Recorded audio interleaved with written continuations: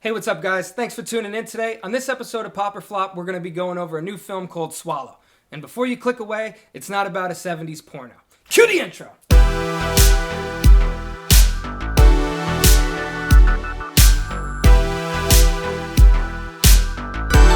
I got the good stuff!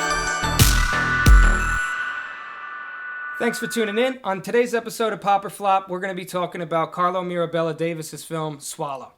I heard about this movie not too long ago, checked out the trailer, I saw it was on demand for rent, really went into it pretty blind. A lot of movies nowadays, they spend a lot of time wishing and hoping that these movies are going to be good. I waited 2 years for The Irishman. I'll get on to that later. This film, I heard about it, rented it literally within the same hour that it came across to me. So I went in pretty blind. As maybe a lot of you guys are feeling because no one has ever heard of it. And to do you the favor and to get people to watch it, I'm going to go ahead and pop the rating up right away, give it an 8 out of 10. In the film's opening act, we're introduced to Hunter, played by Bennett, who is an emotionally fragile woman desperately seeking acceptance and companionship from both her rich husband and the wealthy family she's married into. When she finds out that she's newly pregnant, she also finds out that she has an eating disorder called pica. This is a real eating disorder that affects a neurological part of the brain where whoever has it ultimately craves and has to consume things that have no nourishment for the body, such as dirt, ice, rocks, and a slew of inanimate objects that this poor woman consumes. Now, right off the top, this is an absurd concept. Why would I want to watch some woman eat a tack? What the film does that's so clever and ingenious about it is it portrays this in, I would say, realistic setting, and it also doesn't, what she suffers from makes you kind of feel bad for her. A film like this and movies of this sort that make you connect with the main character and also feel some sort of pity for them is hard to do. Because keep in mind, this is a 90-minute film. We don't know these people. We're only getting a glimpse into their life. I could fully tip my hat to the director, Carlo Mirabella-Davis. This is one of his first features. He did a phenomenal job. It has a great color palette. It's beautifully shot. The trailer instantly pulled me in. I felt equally consumed right after viewing it to rent it immediately, which is why we're doing this review, because I'm hoping that for an indie film, it could get some love. I love going to the movie theater as much as everybody else, but sometimes Hollywood does this cookie cutter movie press where it's just like, crank it out, and it's on to the next one.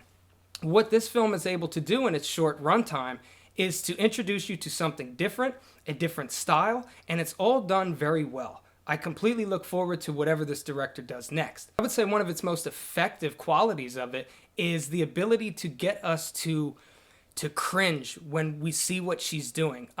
No spoilers, even in the trailer, you could tell this woman is consuming things such as like a battery and just random stuff. And when we're seeing it, we're ultimately feeling like, this is wrong. You shouldn't be doing this. But keeping in mind that's a real neurological condition, we're also a little like, is this real? It's strange, but it's done in such a way that it's like, I feel bad for this woman that has to go through this.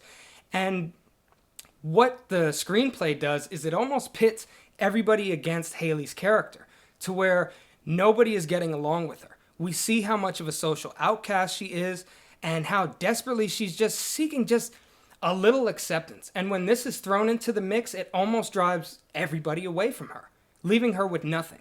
And I think one of the most interesting thoughts about this when we really analyze the film is, at its core, it's about a woman that's pregnant, new life being created, a baby, you're stuck with it for 9 months, God willing. What she does with this disease is basically she's in control of what she puts into her body, which I think is kind of the overall metaphor. If she's unable to control the life growing inside her, at least in her mind, she's able to control what she eats and passes through her body. And it's good. It works for the movie. I couldn't imagine this done any other way.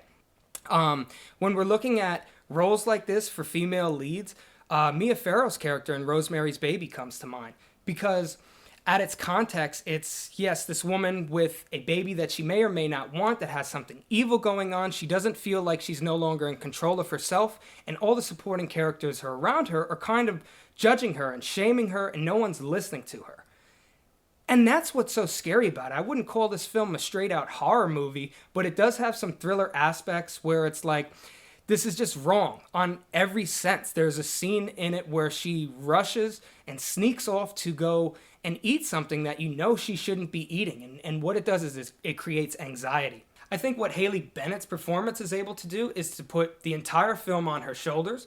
She captivates every scene. She's able to make us feel very sad for her and happy when we see her win and things start to pick up in her favor, because at the end of the day, we want to root for our main character. We want to know that they're going to have a better life, or if we're going to get a sad ending, we want to make sure that the director follows through with what he's doing. Make sure he convinces us completely that this is all happening. And for 90 minutes, there's never any gaps in it to where it's like, that didn't work, or this feels odd. I mean, keep in mind, the movie itself is weird, and the movie contains itself to that. It does a beautiful job. Honestly, I can't think of too many movies that have made me anxious, where I just felt weird. I felt like I almost shouldn't be watching this, or this shouldn't be happening. If I could have any voice to interact with the characters on screen, I would like to talk to them and say, like, stop, what the hell? But we can't. So we're left all the way out here in the outfield while we're watching this take place, and it pulls us in. It pulls us in, and just an amazing job. I love indie films for this reason, because when you don't have a movie jammed down your throat with months and months and millions of dollars of marketing, we're kind of left to just be like, okay, I'm going to step into this, and I'm kind of curious. It's like trying a new restaurant out and never reading a review or looking at the menu. We're hoping to be surprised. I was pleasantly surprised in almost every regard of this movie. Now, I'm not going to say that this is a film for everybody. If you're not a fan of independent films, yeah, stick to Michael Bay, stick to what you're comfortable with. But if there's anybody out there that's looking for something new, I just want 90 minutes of something I've never seen before, Swallow is the way to go. And right now, I feel like the minority of only the few handful of people that have seen it. So if you've watched this film, if you enjoyed it, if you hated it, regardless of what you feel free to scroll down, leave something in the comments. Maybe we could talk about this and see if we agree on some of the points here. And if you haven't yet, be sure to slap that subscribe button and don't swallow anything. Be careful. Always chew your food. We'll catch you next week.